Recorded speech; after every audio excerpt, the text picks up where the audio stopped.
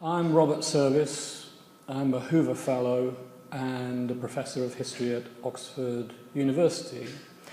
And I've come over this summer to Hoover and to my amazement have found that the newly accessed Estonian KGB files have a richness about them that really quite astounded me. And why is that? It's because we don't usually know what ordinary people off the street, out of their homes, what they did when they wanted to get some kind of redressal from the Soviet police authorities. And at the end of the Soviet Union, in the years 1989 to 1991, we now can see what ordinary Estonians did when they wanted some of their grievances addressed.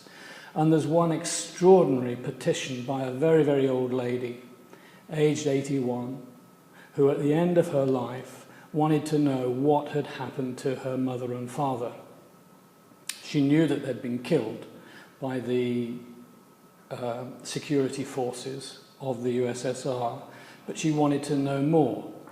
But in writing this gentle petition, she used language that was deliberately insulting to the Soviet authorities. So she said she wanted to know what happened when the red bandits, the red robbers, the occupiers came into her village and killed her parents.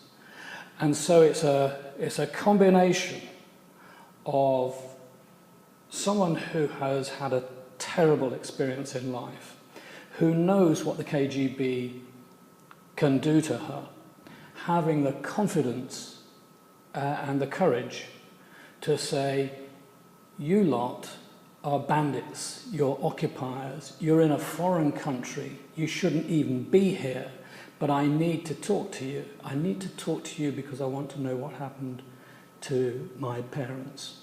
It's very, very moving stuff. And it's important stuff too, because it's not about the Gulag. It's not about 1937 to 1938. It's about someone who's living in semi-freedom towards the end of the Soviet Union, someone who had probably never ever thought that she'd ever get the chance to put her views directly to the Soviet authorities without being arrested. And she's using the language that she must have used in her own home. And what's different, I think, about this archive, which makes it quite extraordinary to me and really overwhelmingly moving, is that it's from below. It's not just about high politics, but she is writing to the top authorities, to the top police authorities in Estonia. And there is a whole bundle of such petitions, people who are saying that they have been abused by the authorities, going back to the early 1940s when the Soviet occupation first occurred, and then the reoccupation occurred in the middle of the 1940s towards the end of the war when the Germans were driven out. But there are plenty of stories too about later years, and they are just as amazing in what they tell us about ordinary everyday life in Soviet Estonia. Little Estonia is not somewhere that we normally think about as a very ruckus, rebellious place. But all of these Estonians are writing, thousands of them are writing to the KGB saying, you lorded it over us for 40 or 50 years. Now we want our rights under the Soviet constitution. We want our rights as guaranteed by the Soviet constitution.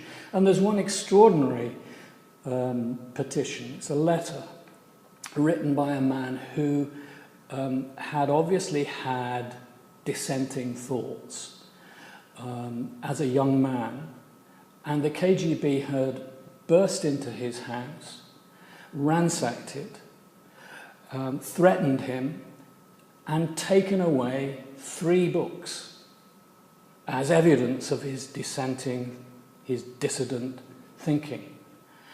And 30 years later, he had not forgotten this, and he had not forgotten the names and the date of publication of the books, and he wanted them back.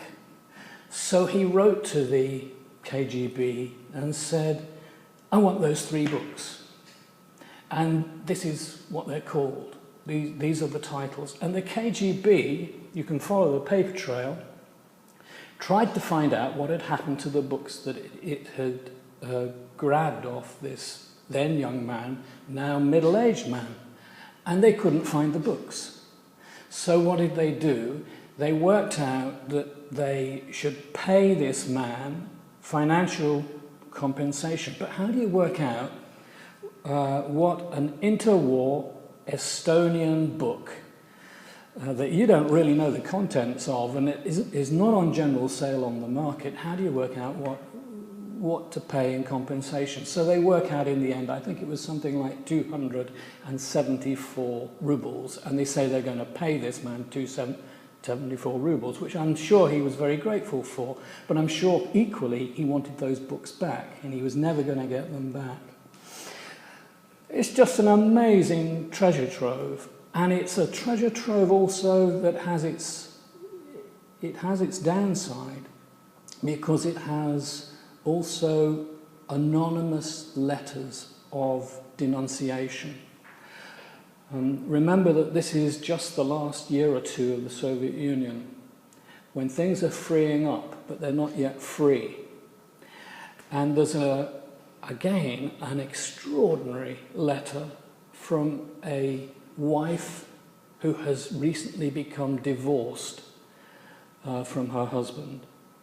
And the husband has applied to go off on a sea trip, because Tallinn, the capital of Estonia, is a port city from where cruise steamers went. International traffic was fairly common, even for the Soviet Union. And so she writes to the KGB. She says, I've just divorced this man. He's a rascal. He's applied to go abroad. And this is a privilege in the Soviet Union, to be allowed to go abroad anywhere. And she says, well, I wouldn't allow him if I were you, because if he gets to Sweden, he won't come back. And this is one of the things that you're not meant to do as a Soviet citizen. You're not meant to travel abroad without permission, but certainly if you go abroad, you're meant to come back. You become an enemy of the people if you don't come back. And she's saying about her former husband, I'm telling you, he's a wrong 'un, and you won't see him again. She's just trying to stop him. Well, we don't know the real story, of course. Perhaps he was seeking to live abroad permanently, but perhaps she just felt, right, I'll do him down. We're divorced. That's the end of the marriage. I'll get back at him. There are stories after stories like this in this archive. It's just an unrivaled. I've never seen anything like it. Thank you.